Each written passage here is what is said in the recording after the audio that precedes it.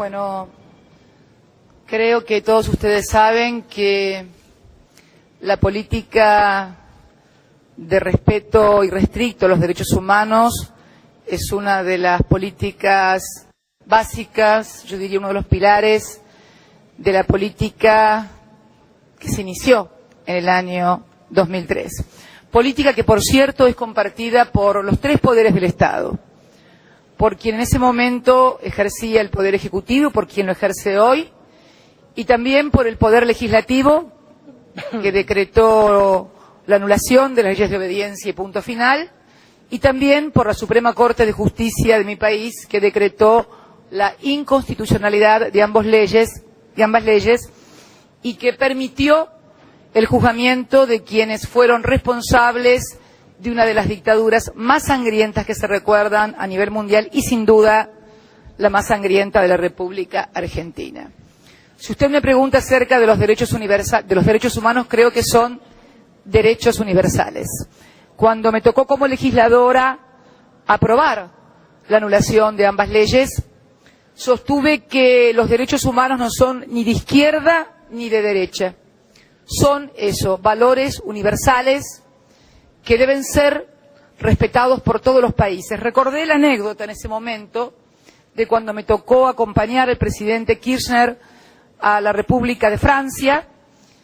y el entonces presidente Chirac, a quien nadie puede, por cierto, acusar de pertenecer a ninguna fracción de izquierda, marxista-leninista o nada que se le parezca.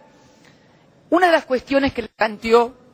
al entonces presidente fue cómo podía ser, porque la sociedad francesa no lo podía entender, que alguien responsable de la desaparición, en ese caso de dos ciudadanas francesas, estuviera en libertad y sin ser juzgado. Y yo sentí en ese momento, no como argentina, sino como ciudadana del mundo, como ciudadana universal,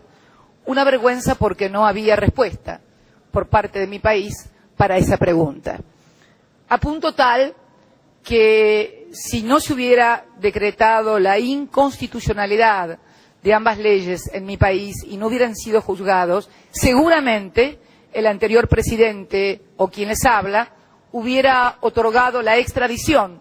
a otros tribunales en donde esos delitos sí fueran juzgados. Es cierto, ayer me entrevisté con el juez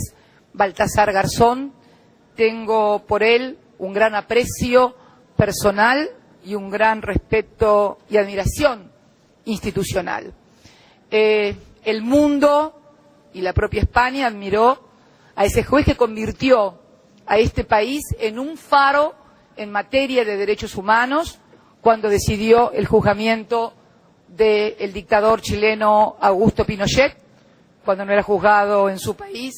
de la misma manera que condenó es la justicia de España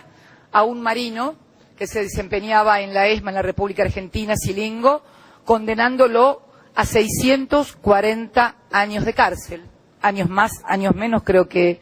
ese fue el número al que fue condenado. Por eso sostenemos la vigencia de los derechos humanos como una cuestión universal